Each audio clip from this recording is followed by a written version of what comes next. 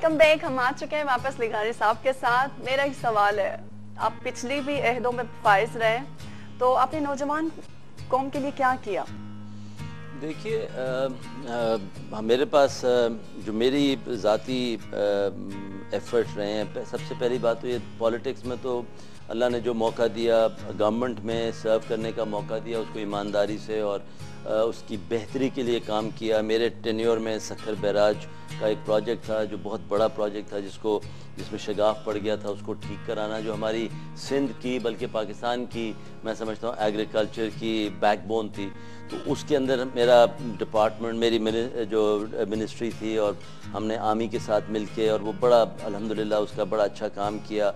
आपकी जो distribution of water है उसके बारे में 91 को अकॉर्ड के बारे में बहुत सारा काम करके उसको इम्प्लीमेंट कराने की कोशिश की गई।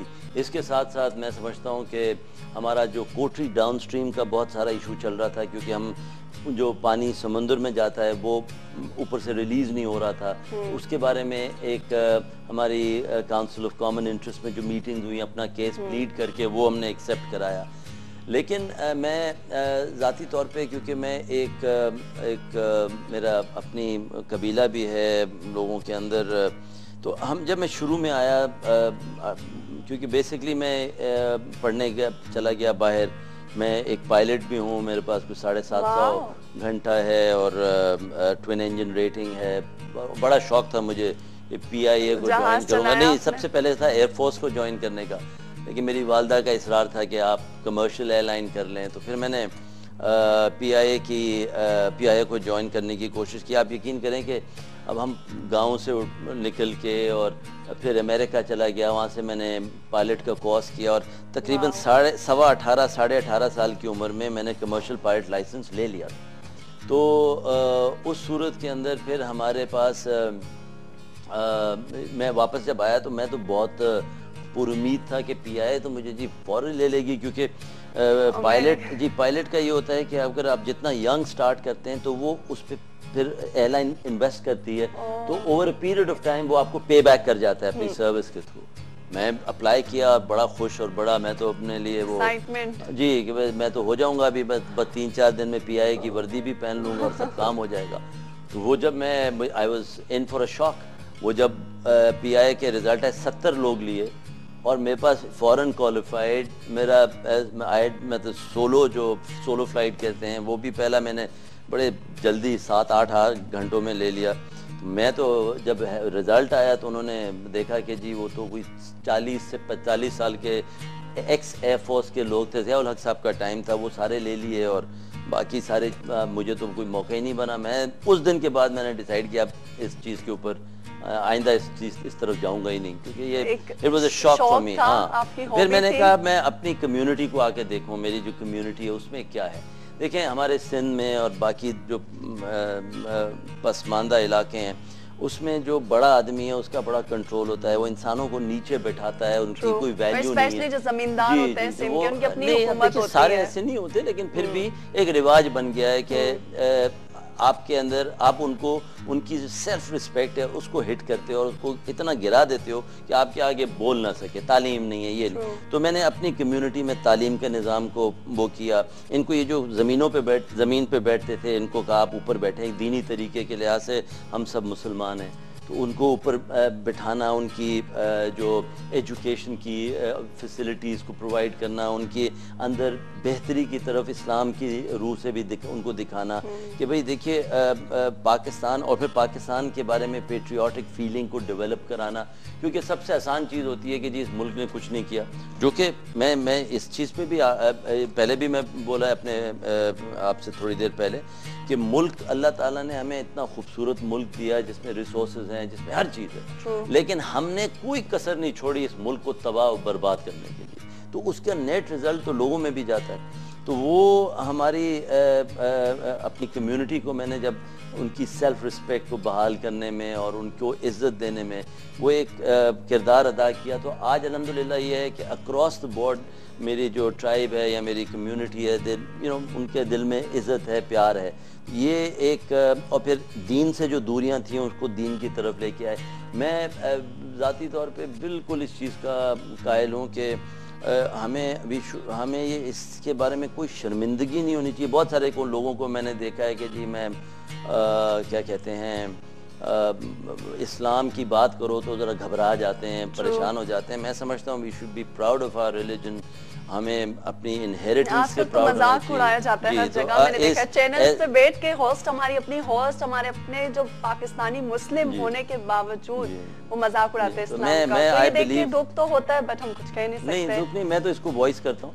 आई थिंक हमारा अल्लाह ताला ने जो हमें एक रिलीजन दिया, एक दीन दिया, ऐसा दीन के तो मिल ही नहीं सकता। हाँ, हम वर्स्ट फॉलोअर्स जरूर हैं उस दीन के, क्योंकि हम प्रीच कुछ करते हैं और करते कुछ हैं, तो वो एक अलहदा इशू है। लेकिन हम तालीम और इन चीज़ों में मैंने बड़ा इंटरेस्ट लिया और कोशिश की कि बेहतरी की तरफ अपने लोगों को ले जाएं। फिर जब मुझे अल्लाह ने पॉलिटिक्स में मौका दिया, इन्हीं लोगों के वजह से मुझे मौका बना कि मैं असेंबलीज तक पहुंचूं। फिर जब मुझे असेंबली में मौका बना तो मैंने ये पॉलिटिक्स नहीं की कि जो डेवलपमेंट का काम हो या दूसरा कोई काम हो तो वो अपोनेंट्स को रोक दो और दूसरी जगह से शुरू कर दो, बल्कि मैंने एक नई शुरुआत की थी कि अपोनेंट्स के साथ पहले आप जो कोई अपोनेंट नहीं रह जाता। जब एक दफ़ा इलेक्शन हो गया, बात ख़त्म हो गई, फिर आप सबको लेके चलें एक मास्टर प्लान के थ्रू, जहाँ आपकी रिक्वायरमेंट्स हैं, आपके सूबे की क्या रिक्वायरमेंट है, आपके डिस्ट्रिक्ट की, आपके हल्के की, फिर आपके मुल्क की क्या रिक्वायरमेंट है, तो इन सब का बैलेंस क्रिएट करके एक आपको आगे चलना पड़ता है। तो वो कोशिश की। लेगाई साहब, एयरलाइन की जो फील्ड आपने जो थी आपकी, जब आप पढ़ रहे थे या जब आपको एयरलाइन का जो कोई ऐसा रिहर्सल कर रहे थे जिस वक्त आपको बहुत ही मजे का कोई वाकया गुजरा हो, वो हमारे साथ शेयर करें।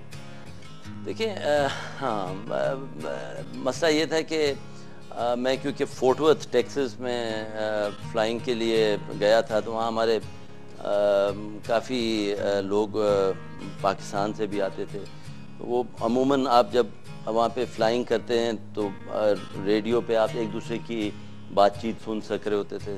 तो एक टेक्सन जो है उसका एक्सेंट जो होता था, वो अमेरिकन के अंदर भी टेक्सन एक्सेंट जो है ना, वो तो बहुत ही खतरनाक है, यानी डिफिकल्ट होता है, वो तो अंडरस्टैंड पता नहीं वो क्या उनका एक्सेंट होता। अब वहाँ पे एक गुजरांवाला का हमारा पंजाबी भाई वो अपने एक्सेंट में लगाता, तो नॉर्मली कई दफ़ा ऐसा होता था कि लड़ाई शुरू हो जाती थी। वो उसको कहता था यो ग्राउंडेड, वो एक अजीब सा माहौल होता था। तो फिर हम सारे पाकिस्तानियों को बुला के समझाते थे कि जी आपने इस तरीके से बात करनी, शॉर्ट करनी है, ज़्यादा लंबी नहीं करनी। तो इस किस्म के बड़े मसाइल हुए, लेकिन लाइफ है, गुजर जाती है। फर्स्ट टाइम आपने एरोप्लेन किस एज में चलाया? मैंने बताया ना, मैं कोई तकरीबन 8-9 महीने का कोर्स था, तो मैं उसके लिहाज से सब तकरीबन 17.5 साल होगी जब मैं वहाँ गया। क्योंकि प्राइवेट पायलट लाइसेंस जो है वो आप 18 से नीचे तक ले सकते हैं। कमर्शियल पायलट लाइसेंस जो है वो 18 के बाद ले सकते हैं। तो मैंने कमर्शियल पायलट फ्लाइंग करनी थी, तो पहले प्राइवेट पायलट लाइसेंस लिया, फिर कमर्शियल लिया, फिर उसकी twin engine rating, instrument rating, वो सब लिया। डर लगा कभी? नहीं, मुझे शौक था, मुझे दिल चाहता था कि फ्लाइंग करूँगा। मुझे एक्चुअली जेट पायलट होने का बड़ा शौक था, क्योंकि ये जो आपकी पाकिस्तान ने 2 जंगें लड़ी और जो उस वक्त मुल्क का जज्बा होता था, हर एक को शौक़ होता था कि आर्म्ड फोर्सेस में वो एक किरदार हो। हमारे MM आलम साहब, उन्होंने जो जिस तरीके से दुश्मन के जहाज़ गिराए थे, तो एक जोश था, एक वलवला था उन दिनों में। तो हम भी नौजवान यंगस्टर्स थे, तो दिल बड़ा था कि इसी तरीके कभी दुख नहीं हुआ कि पॉलिटिशियन बन गया और मैं पायलट नहीं बन सका? नहीं, मुझे कोई ज़िंदगी में कभी इस तरीके के रिग्रेट नहीं रहे, क्योंकि जो चीज़ करता है वो अल्लाह ताला करते हैं और वो आपकी डायरेक्शन सेट करते हैं। मैंने कभी ये सोचा नहीं था कि मैं पॉलिटिक्स में अपने आप को इतना इन्वॉल्व कर जाऊंगा। मैं तो पायलट बनना चाह रहा था, लेकिन जब पॉलिटिक्स में आया तो फिर इधर भी आपके अगर आप इंसानी खिदमत कर सकते हैं और करप्शन और इन चीज़ों से अपने आप को पीछे रख सकते हैं और मुल्क के लिए अगर कुछ सोचा जा सकते हैं, मुल्क के लिए कुछ किया जा सकता है, तो उसमें बड़ी सेटिस्फैक्शन है। लेकिन it's a very difficult field. यहाँ पे आप पे गलत झूठे केस आपको तंग करने के लिए, आप उनके माइंडसेट से नहीं हैं। अगर आपका माइंडसेट डिफरेंट है, हमारी आधी जंग तो गवर्नमेंट में जब हम होते थे तो MPs और MNAs की ये होती थी कि ये SHO कौन लगाएगा। मैं समझता हूँ कि हमारा काम SHO लगाना नहीं था, हमारा काम था लॉ को यहाँ पे लॉ मेकिंग करें और मुल्क के लिए एक बड़ी उसके ऊपर आप कैनवस पे जाके बैठें और फिर इतनी सी सोच रखें, तो वो बड़ा एक। आपकी लाइफ का गोल क्या था? क्या चीज़ अचीव करना चाहते थे? मैं देखिए फ्रैंकली गोल हर इंसान अपनी ज़िंदगी में बहुत सारे होते हैं, लेकिन मेरे जो चंद ये थे कि इंसान इस दुनिया में आया है तो कुछ करने के लिए आया है, और अगर उसके अंदर उसकी प्राइमरी रिस्पॉन्सिबिलिटी ऑफ कोर्स उसके घर में और उसकी फैमिली होती है, और उसके बाद फिर उसके आउटर सर्कल होता है, फिर मुल्क होता है, पूरी मतलब एक प्रोसेस है जिसके थ्रू आप चलते हैं। तो ऑब्वियसली हर इंसान का ये कोशिश होती है कि पर मुझे शुरू से एक चीज़ का शौक़ ज़रूर था। हम देखते थे कि जब भी आप बाहर ट्रैवल करें तो वहाँ पे क्या लोगों के राइट्स हैं, किस तरीके से वो ज़िंदगी बसर करें। हमारे यहाँ पे इतनी ज़्यादा मतलब डेस्परेशन है। तो मेरा दिल था कि अगर अल्लाह ताला कोई मौका दे तो इस चीज़ के अंदर आदमी बढ़े आगे और किसी तरीके से अपने मुल्क की डायरेक्शन को चेंज कर सके, ऑल्टर कर सके। अगर आप कायदे आज़म साहब की मिसाल लें तो ब्रिटिश राज, ब्रिटिश एम्पायर, जहाँ कहते हैं कि वहाँ सूरज डूबता नहीं था, उसके अंदर एक आदमी खड़ा हुआ, उसने कहा मैं एक नया मुल्क बनाऊंगा, और अंग्रेज़ी में स्पीच देता था और पाकिस्तान सारे मुसलमान उसको कहते थे सच कह रहे हैं। तो वो आप जब वो उन्होंने मुल्क बनाना शुरू किया और मुल्क बना, फिर मुल्क की पहले कुछ साल बड़ा अच्छे तरफ चलने लगा, उसके बाद फिर ग्रेजुअली आप देखेंगे हम पीछे गिरते चले जा रहे हैं। तो सबका यही ख्वाहिश होती है, मेरा भी यही गोल था और है कि हम हमारी एज में टाइम के अंदर हम उन चीज़ों को कम से कम डायरेक्शन को सेट करें, और फिर नई यंगर जनरेशन जो आएगी वो इसको बेहतर से बेहतर करती जाए। तो ये मैं समझता हूँ, उम्मीद तो है इंशाल्लाह ऐसा हो। हम सबको उम्मीद है इस चीज़ की कि पाकिस्तान एक दिन नंबर 1 पे आए दुनिया में, और हो सकता है कभी न कभी किस्मत चमक जाती है, लोग बन सकते हैं। और लेते एक छोटा सा ब्रेक, आते हैं ब्रेक के बाद हमारे साथ रहिएगा।